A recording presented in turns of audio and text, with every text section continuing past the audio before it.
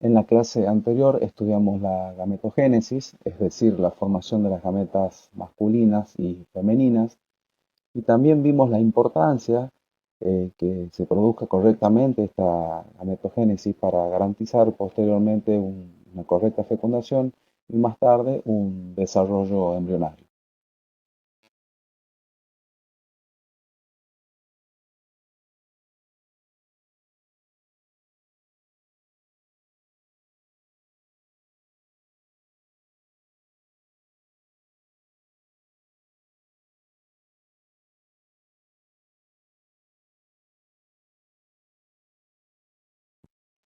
Allá por el año 1760, no se estaba de acuerdo de qué manera el semen causaba la fertilización de los ovocitos.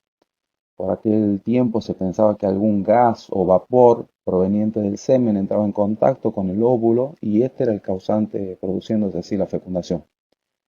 Esto era sostenido ya que la fecundación en animales acuáticos se producía cuando el semen era depositado a distancias considerables del óvulo.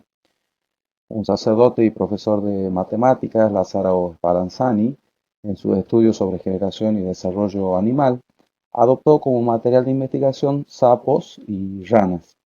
Colocó líquido seminal en una vasija de porcelana y en otra, a corta distancia, ovocitos. Y al cabo de un tiempo, los óvulos no habían fecundado. Observó además que cuando a los machos se le colocaban unos calzoncillos de seda y se los largaba directamente en el estanque donde había hembras que habían ovulado, ningún huevo se transformaba en renacuajo. También incubó ovocitos de rana con extractos de testículos en vasijas y observó que estos se transformaban más tarde en renacuajos, en larvas. Esto dio el pie justamente para que más tarde se realizaran ensayos de inseminación artificial en caninos. A partir de estos experimentos se demostró la importancia del espermatozoide en el proceso de fecundación. La fecundación es un evento único en la vida de un organismo que involucra la unión de dos células haploides altamente diferenciadas, el ovocito y el espermatozoide, para dar lugar a un cigoto diploide que generará un nuevo individuo. En la unidad número 5, correspondiente a multiplicación celular y reproducción, estudiamos un tipo de división celular llamada meiosis y vimos la importancia de la misma para la reducción del número de cromosomas y la maduración estructural y funcional de dichas gametas.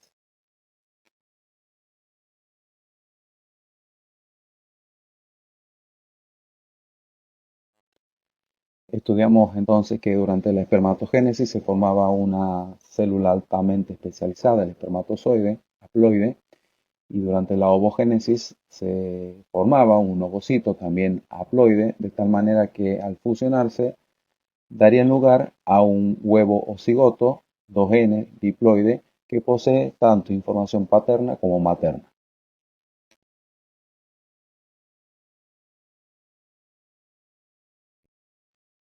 Esta fusión de estas dos células altamente especializadas va, por un lado, a preservar el genoma diploide de la especie, producirá una nueva combinación de genes paternos y maternos, por lo tanto incrementa la variación sobre la cual actúa la selección natural, dará inicio al desarrollo de un nuevo individuo y determinará el sexo cromosómico de ese embrión.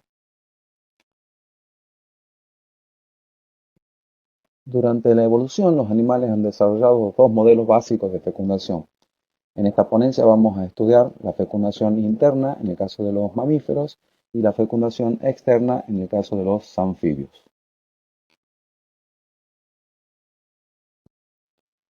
En el caso de la fecundación interna es algo indispensable, algo clave que los individuos entren en contacto.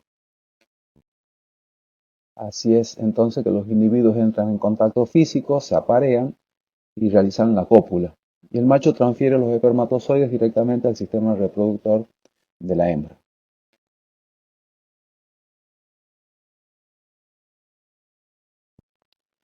Cuando el ovocito se encuentra en un estado óptimo de maduración, se produce la musificación de ese cúmulo. de todas esas células foliculares que lo están acompañando, lo que facilita la captación por el oviducto y la selección del mejor espermatozoide.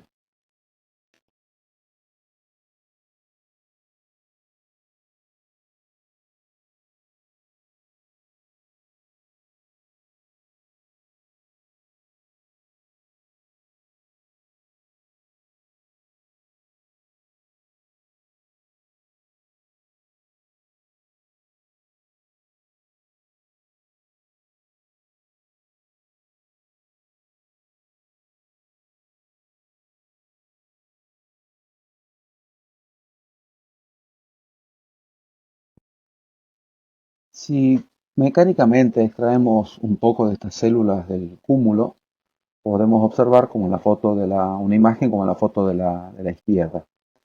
Hacia la derecha se está representando mediante un esquema exactamente el conjunto de células foliculares que rodean este ovocito, y desde afuera hacia adentro podemos encontrar las células del cúmulo, esta matriz extracelular altamente especializada, que es la zona pelúcida, un espacio perivitelino, una membrana plasmática, los gránulos corticales, muy cercanos a la membrana plasmática, una placa metafásica y en ese espacio perivitelino el primer corpúsculo polar.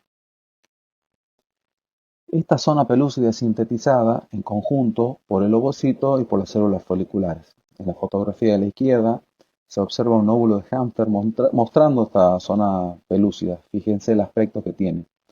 Si mecánicamente con un micromanipulador nosotros abrimos esa zona pelúcida como si fuese la cáscara de una naranja, podemos observar la imagen de la derecha, ¿sí? Y presten atención a la membrana plasmática, que es lo que se está viendo, el aspecto que presenta y la cantidad de microvellosidades. Esta zona pelúcida que ya fue mencionada en la clase anterior está formada por familias de glicoproteínas. Habían sido mencionadas la ZP3, en este caso actúa como un receptor para espermatozoides de la misma especie. La ZP2 actúa como un receptor secundario, manteniendo unidos los espermatozoides reaccionados a la zona. Y la ZP1 tiene una función estructural, une a las otras ZP formando puentes cruzados.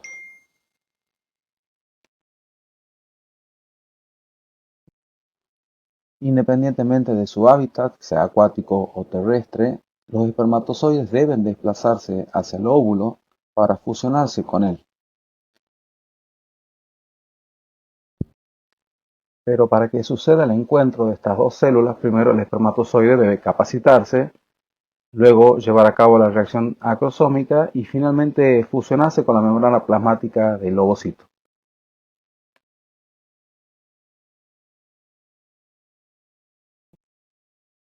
En tal sentido, la capacitación espermática en el caso de los mamíferos se inicia en el cuello del útero y finaliza a nivel del oviducto.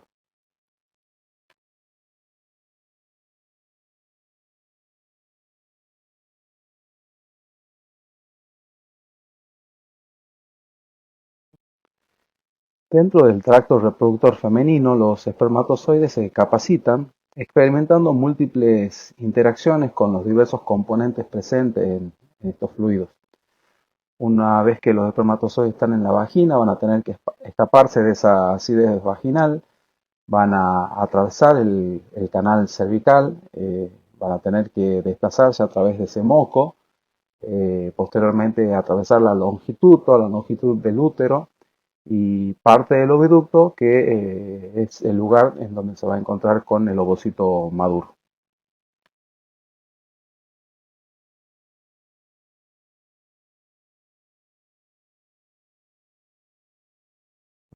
No tendría sentido que los espermatozoides se capaciten, por ejemplo, en el tracto reproductor masculino, a nivel del epidídimo, porque esto no tendría una consecuencia biológica. Varias de las proteínas que se incorporan en el epidídimo mantienen a los espermatozoides en un estadio de latencia. Estas proteínas son denominadas factores de capacitante debido a que mantienen a estas gametas masculinas en un estado no apto para la fecundación o en un estado discapacitado.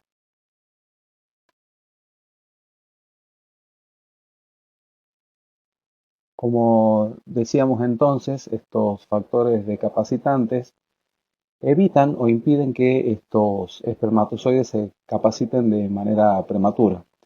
En la imagen de la izquierda está representado un espermatozoide con moléculas necesarias para la fecundación, es decir, que están involucradas en la fecundación. Y también poseen otras moléculas descapacitantes que lo están como enmascarando. Una vez que se eliminan estos factores decapacitantes, el espermatozoide queda en condiciones de fecundar al ovocito.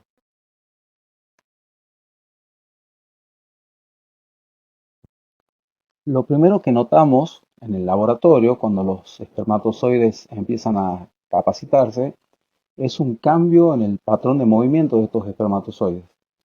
Hacia la izquierda se muestra el patrón de motilidad o movilidad del espermatozoide eyaculado y hacia la derecha un cambio en ese patrón de motilidad del espermatozoide una vez que éste se encuentra capacitado. Tal cambio es provocado por las moléculas que se encuentran en el líquido folicular o en los líquidos presentes en el tracto reproductor femenino.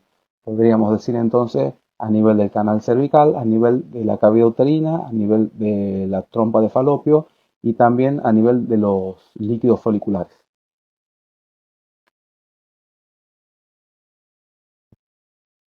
Bueno, lo que se observa en el video es una muestra de semen colocada entre pote y cubre al microscopio óptico. Y aquí se pueden ver espermatozoides con distintos tipos de movimientos. Dentro de esta población espermática hay espermatozoides que van a estar inmóviles, otros que se van a estar moviendo en su lugar, movimiento in situ, otros que van a tener un desplazamiento rectilíneo y otro un desplazamiento curvilíneo.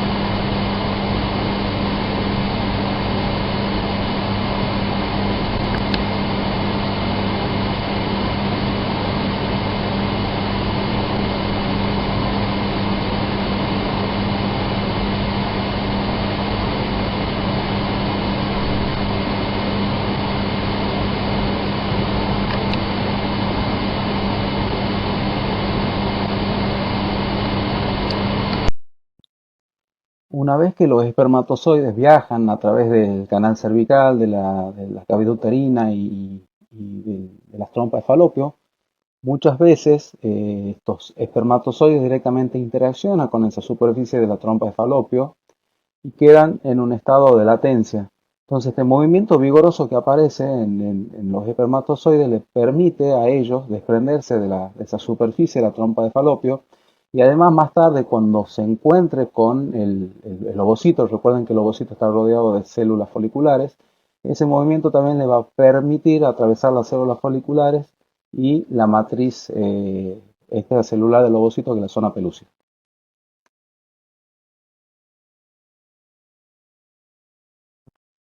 Además, esta eliminación de los factores discapacitantes van a producir modificaciones en las proteínas integrales de esos espermatozoides. Va a haber un estímulo de bombas iónicas, exposición de receptores en la superficie de estas células que antes no estaban expuestos y cambio en la configuración de esa membrana plasmática. Todos estos cambios son tanto en la región de la cola como en la cabeza del espermatozoide.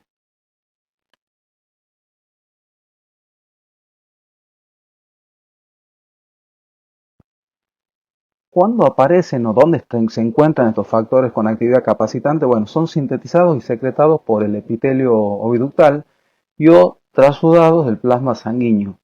Aquí la albúmina es fundamental, es clave. Y también participan las lipoproteínas de alta densidad, las HDLs, que es lo que van a generar estas moléculas, un flujo de colesterol con un aumento de la fluidez de la membrana y por ende una modificación de proteína y fosfolípido de dicha membrana.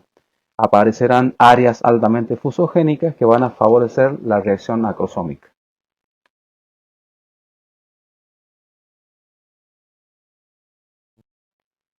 Esta remoción del colesterol como consecuencia traerá una eliminación de potasio de la célula, ¿sí? Y con ingreso del ion calcio y además del bicarbonato, lo que aumentará el pH y por ende se activará la adenilato ciclasa y también la proteína quinasa A, lo que a su vez llevará a la fosforilación de ciertas proteínas que incrementarán por un lado el patrón de motilidad espermática y también favorecerán la fusión de membrana, por ende la reacción acrosómica.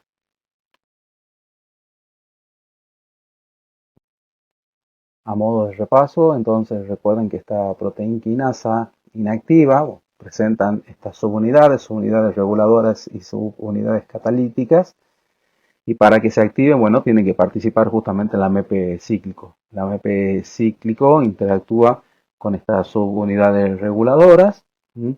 Y quedan libres las subunidades las catalíticas que van a tener la capacidad de producir fosforilaciones en otras moléculas dianas.